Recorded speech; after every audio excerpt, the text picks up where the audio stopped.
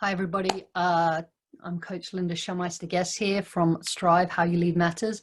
And I'm so excited that you've taken this short time out of your day to really invest in yourself, to really think about how you as a coach can really take this time to build an intentional culture with your team during these crazy and unprecedented times. And so you'll be getting this as a resource with some content in it for you to do some self-reflection and to get some tips and tools and tricks to utilize with your team, as well as a booklet of outlines for activities that you can follow up with your team, with your staff, and anyone that you work with. So I'm so excited to be here, really excited for you to join, and we'll dive right into stuff. You know, I work with an incredible organization who does work that focuses on developing leadership skills and social emotional learning skills within all kinds of people, but really focusing in on athletes and coaches, and how within their cultures you can not just learn the hard skills, how to score, how to block, how to shoot,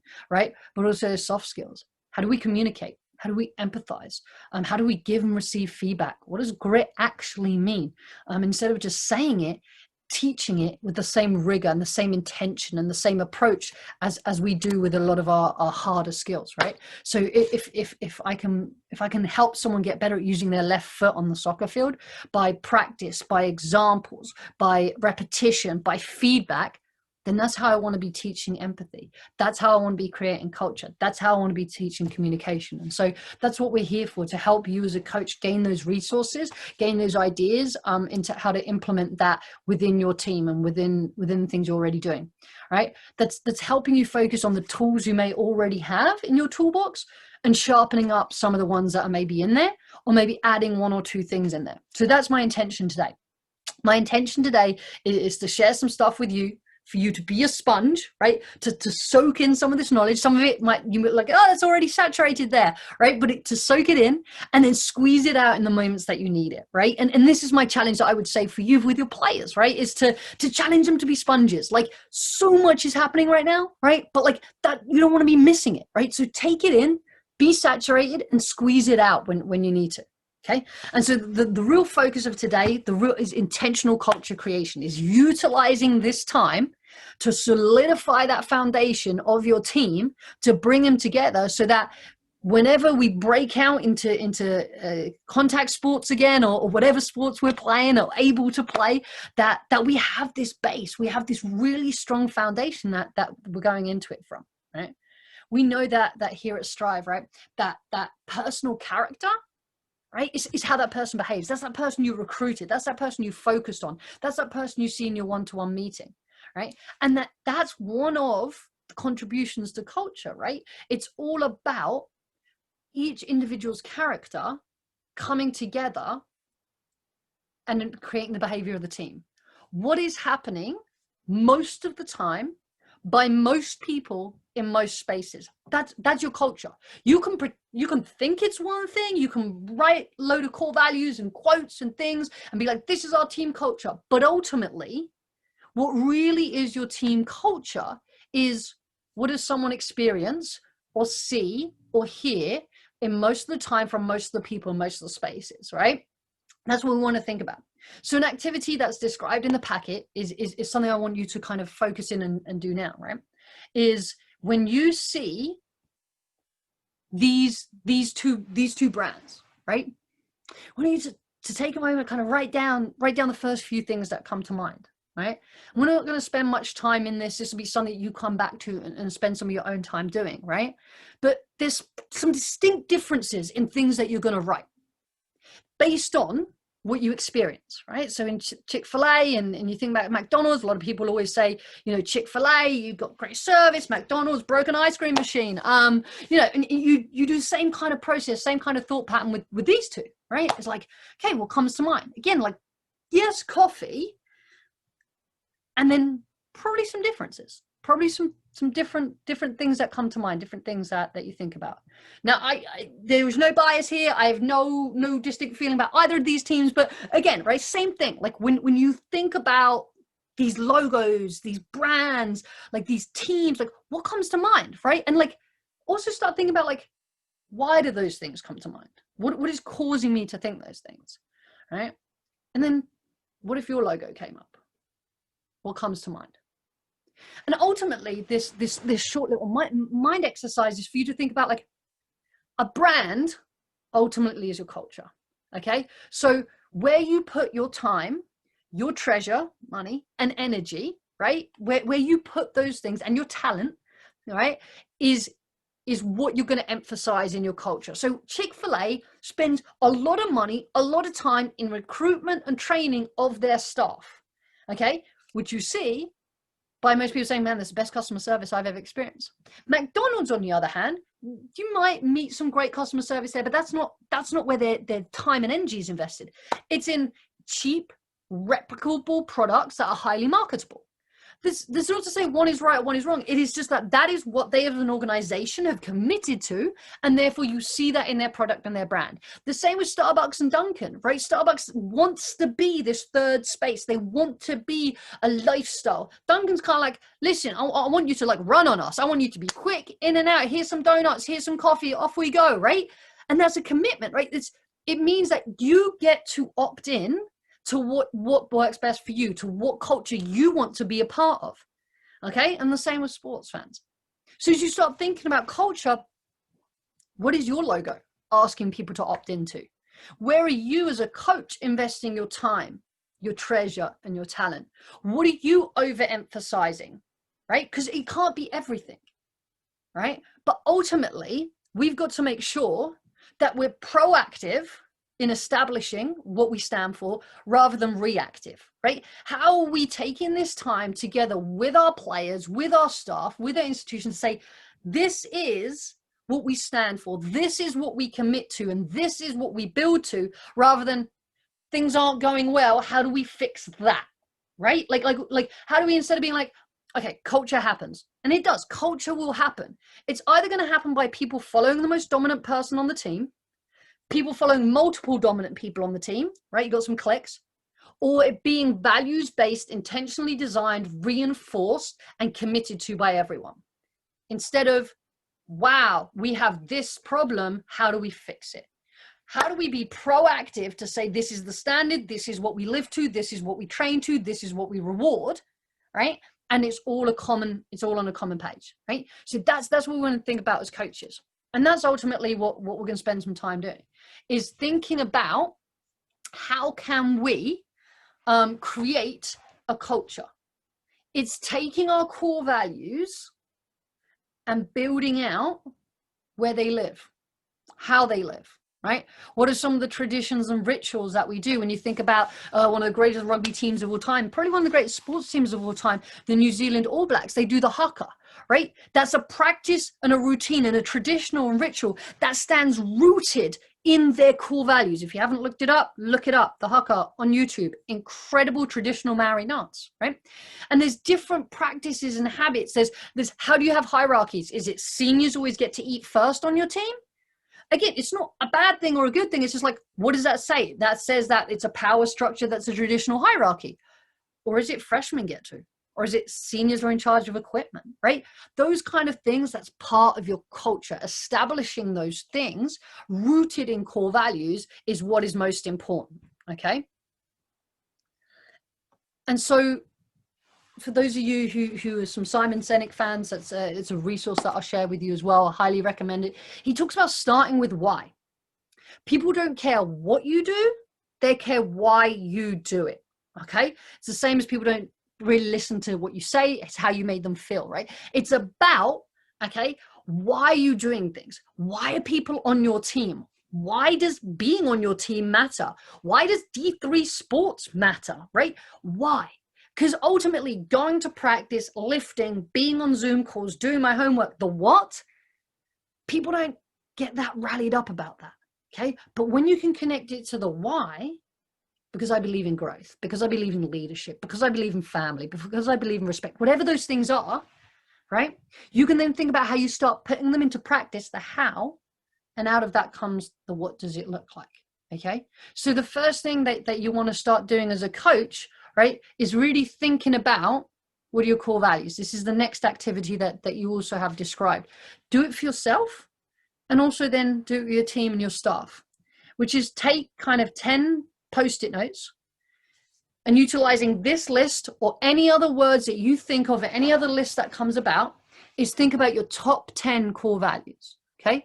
Write them down, 10 different ones. If you have post-it notes, fantastic. Write them on 10 different post-it notes.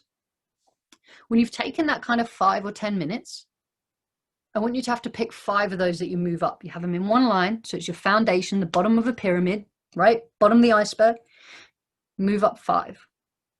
And once you've taken some time to decide that, you move up 3. And what you have now is an understanding of yourself. What is your foundation? And also what is your pinnacle? What is your like non-negotiables? And you can also start learning that about the rest of your team, about the rest of your staff, okay? But what else you can do with these in this exercise is you then can bring together all of your team's top 3 and say, so do we form our core values of this program out of those? If you don't already have clearly established core values, that's one way of doing it. If you do, then it's a way to say, okay, so these are our team core values. How do our core values live into those, right? How are those connected? Because again, culture isn't about what you say it is, it's about what the people are doing, right? And so if the people's core values are here, we must connect them to our team's core values, right? So utilizing that, there's a whole exercise that I've outlined for you. I encourage you to do it. And the next step of that is then not just saying what matters, because it's great. It's great to be like respect or energy, passion, like awesome things to say. But what does it look like? How will I know it's happening? How will you know it's happening? Okay. So one of the ways to do this is to take one of your core values. Let's say it's energy, right? You say, what does it look like? It looks like being positive. Okay. Ask it again. Make someone go deeper. What does it look like? How will I know you're being positive? Well, if I am greeting people when I walk into a room. Okay. Say more. What does it look like? Like how are you greeting people? Well, it's if I am making sure that I always give out a high five to every single person in the locker room when I walk into the team, when I walk into the locker room. Okay. Now I know what it looks like. Okay, so that's, you want to really push on it, right? Same, because you get some mixed communication here. If you say respect means something different to different people. And also how can you make it tangible, right? How can you make it, it's happening. I can feel it, it's happening. So you really want to talk about what does it look like.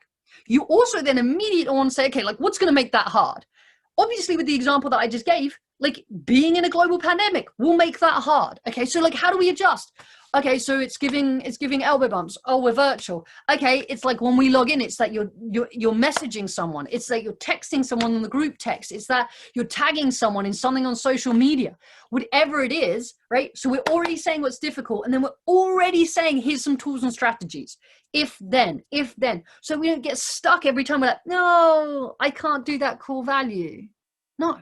It's that important. Remember, it's what most of the people are doing most of the time in most of the spaces. So that includes on Zoom, that includes socially distanced. Like our culture just doesn't stop. We must continue to reinforce it. We must continue to cultivate it. We must continue to define it. Okay. So when you think back to the culture wheel with the core values at the center, you've now kind of established your core values.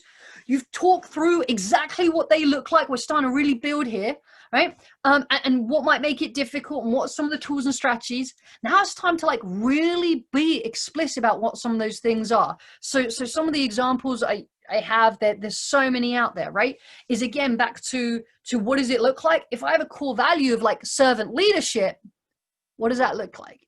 Okay, well, that looks like the seniors always being the lowest on the totem pole. I don't believe in hierarchy, right? So I want the seniors to lead by serving others. I want them getting the equipment. I want them being the one who have to do the laundry. I want them being the one, because it's an honor to be a leader, right? It's an honor to do that and to serve others. Now, that's not to say that has to be your core value. This is just an example of like, what does it look like being really defined and really being lived out?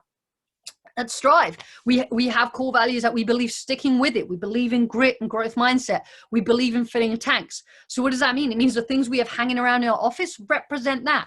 Okay, we have a glove for when somebody has to handle a hot mess and they do a great job of handling that hot mess, they get awarded the hot mess glove and There's a note inside of it telling them what they handled, right? So this hangs up in our office. So if anyone ever asks, it's like, oh yeah, because we don't believe in giving up when something is a hot mess. We reward someone when they deal with a hot mess, right? We have energy tanks hanging up so we can check in on each other's tanks because we believe that's important. So it's a ritual as well as a symbol and artifact that we have, right? We believe in choosing laughter. We take what we do really, really seriously, but we don't take ourselves seriously. So it means having a really hard workout, wearing a Gumby suit, okay? So for others, this might feel like a random thing that happens, but the person, one of the co-founders of our organization, is in that Gumby suit. So it was important enough for him to say, this is what I'm going to do because this is what we believe. And anyone who was on the field that day walks away being like, that was fun. I bet they're an organization that has fun, okay? And that's cool. Again, it's not necessarily what your team has to do, but are you saying, what does it look like? How will I know that's happening so that somebody else is experiencing it the way you want them to experience it, right? The Ravens during their playoff run, they said, we want to win.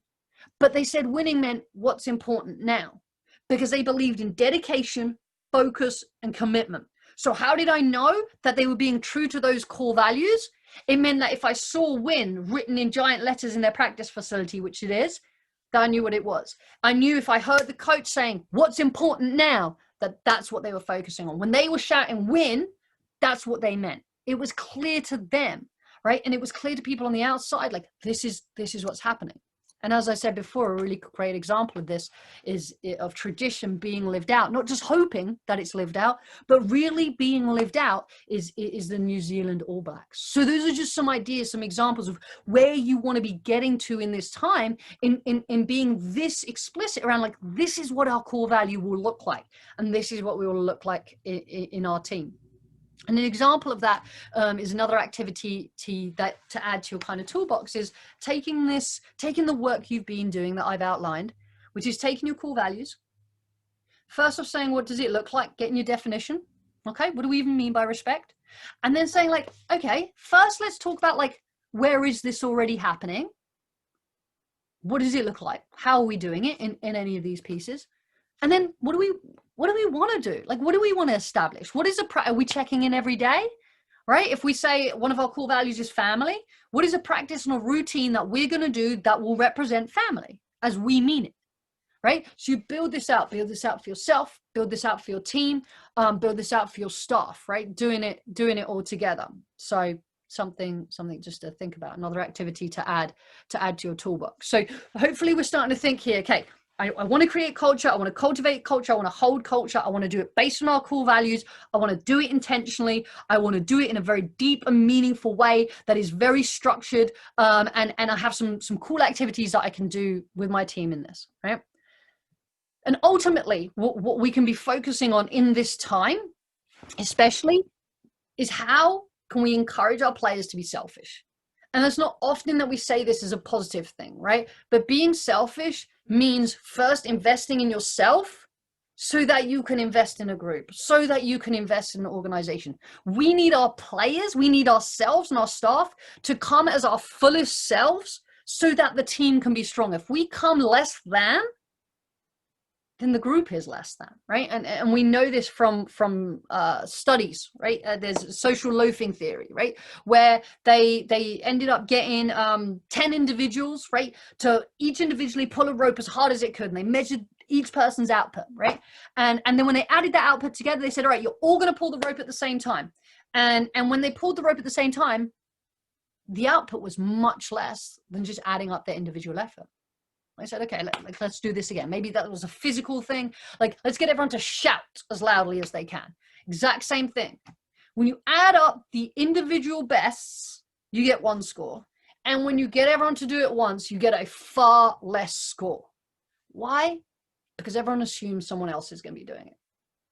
Everyone thinks they can hide, right? And you see this with your team, right?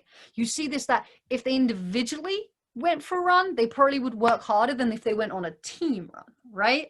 And so for us, it's like, okay, so how can we make sure that every person is working to their maximum, is motivated by their why and their core value, so that our group score is as high as our individual score, so that what our individuals stand for, what they are committed to, what they are passionate about, that is how strongly they are towards the group as well, right?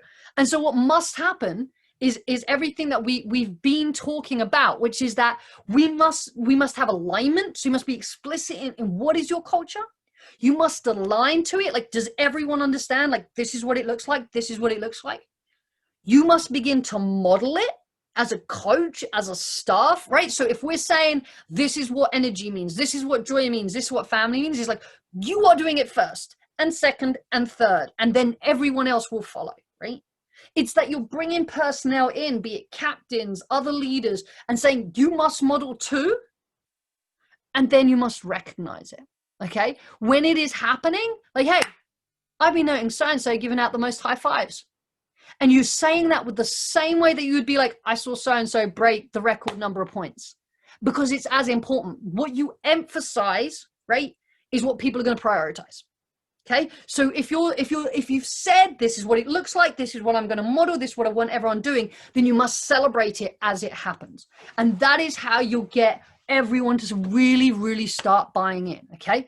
But it's so important that that you have this importance around words. So you're saying this is what you're going to do, but continuing to be absolutely explicitly clear in what it means, right? So if we start saying that success means that success is important to us, commitment, hard work, communication is important to us, then we must continue to be really clear in what does that look like? What does it look like? And now is the time to be having these conversations. Like, hey, when I say we got to work hard in the gym, this is what I mean by that.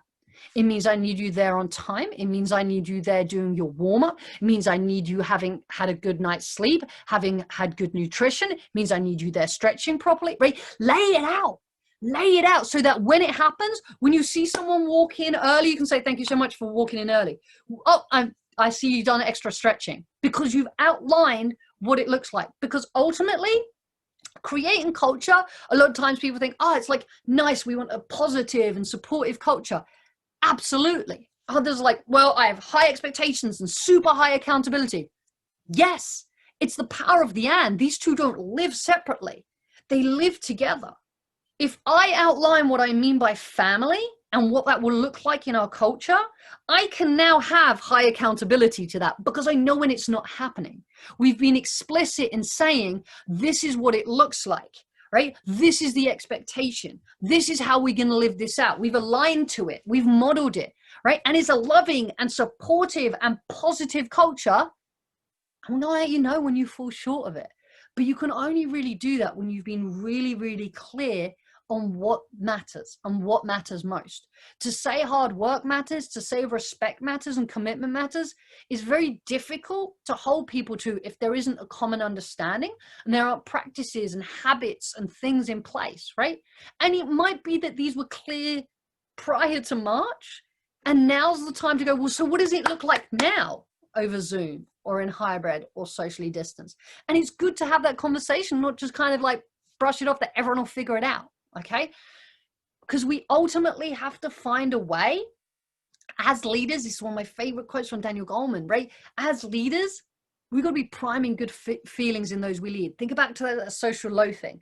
We've got to find a way to clear this toxic smog of emotion and environment and other culture and everything, and say, listen, I'm going to make this such a clear pathway for you. I'm going to make this something that's so obvious and easy for you to buy into and be committed to, that you understand why you're doing things to the what, right? That you care about the things that I care about things you care about, and that's why we're going to go for a hard run or whatever it is, right? We're clearing that out. This is the work that you as a coach right now are investing in and are able to do. Okay. And so it's finding out, another activity is finding out right now from your players, okay, where they're at. Okay. So before they can even buy into all of this, is ensuring that they are in a place emotionally where they are filled and ready to be able to join in. And so it's another activity that we outline, which is figuring out what fuels and drains people's tanks, emotional tanks right now, right? Finding that out so that you can continue to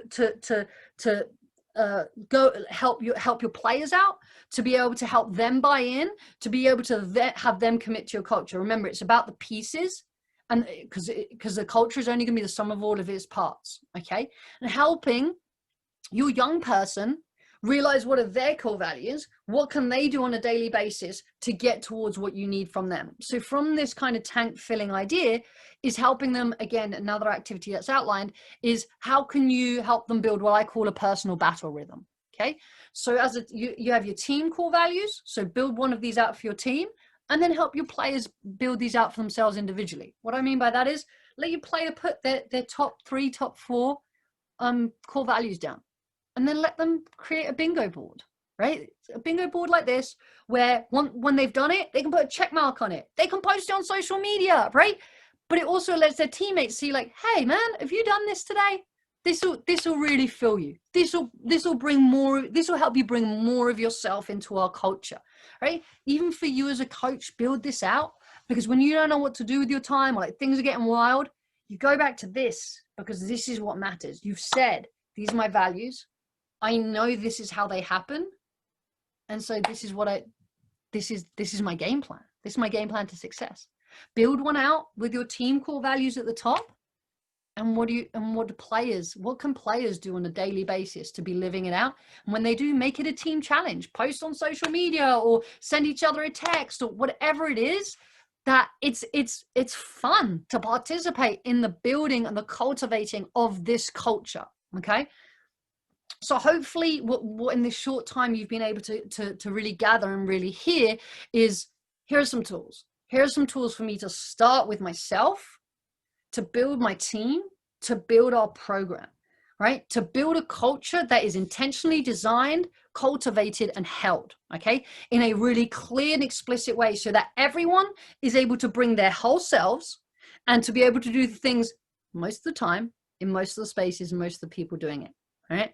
And so there's another few activities that you can utilize to continue this cultivation. When I talked about the brands, right? If you're in person, put them up on big pieces of paper and have young people write what comes to their mind. Hang up other teams' logos in your conference. Hang up your own logo. Have them write on it and see, like, what do people think your brand is, right? And start thinking about culture in that kind of way.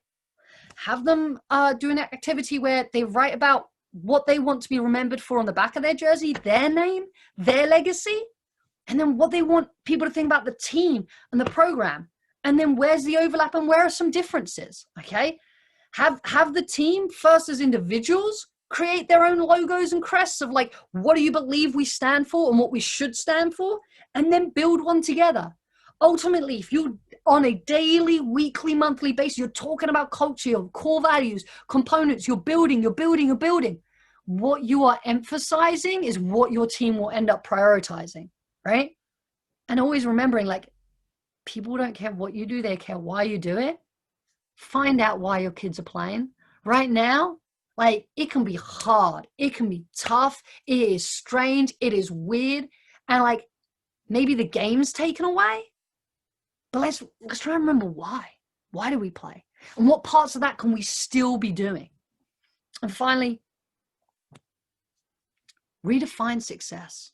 Redefine success. Redefine success as living out the culture, as staying true to your core values and other things, right? So that you're able to continually talk about successes and aiming for success, even when maybe the scoreboard isn't there right now, okay?